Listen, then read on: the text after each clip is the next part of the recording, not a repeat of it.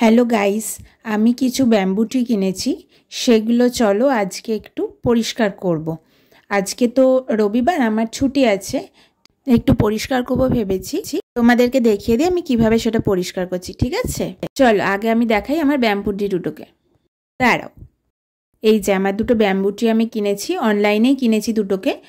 এর জলটা আমি একটু পরিষ্কার করব এবারে। আমাকে না পুরোটাই ভয়েস ওভারে দিতে হলো, কারণ যখন আমি রেকর্ডিংটা শুনছি তখন আমি দেখছি এতটাই বাইরে সাউন্ড এসছে যে কিছুই বোঝা যাচ্ছিল না। এখানে দেখো ব্যাম্বুটির জলগুলো কতটা অপরিষ্কার হয়ে গেছে, সেই জন্য আমি একটু পাল্টে নেব এগুলোকে।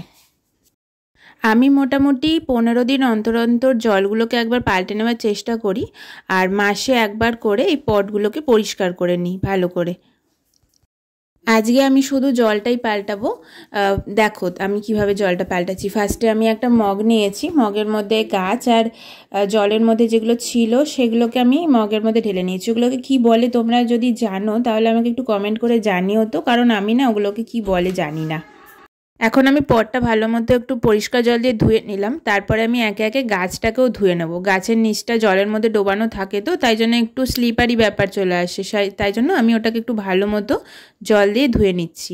এরপর আমি মগের মধ্যে যেগুলো আছে ওগুলো যদি তোমরা কেউ জানো না তাহলে আমাকে কিন্তু অবশ্যই একটু জানিও, ঠিক আছে? আমি শুধু ওগুলো করে বলছি।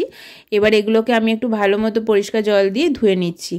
ধুয়ে যেগুলো নোংরা থাকবে, ওর মধ্যে অনেক শিকড় টিকড় থাকে, ওগুলো আমি পরিষ্কার জল দিয়ে ধুলেই বেরিয়ে যায়।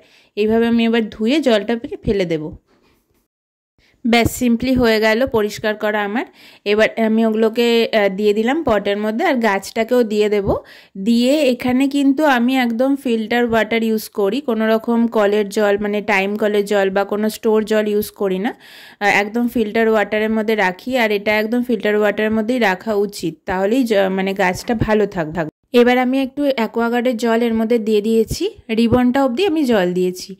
এইভাবেই আমি দুটো গাছকে ভালো মতো পরিষ্কার করে নিয়েছি। তোমরা দেখো কেমন লেগেছে আমাকে অবশ্যই কমেন্ট করে জানিও, আর ভালো লাগলে একটা লাইক শেয়ার সাবস্ক্রাইব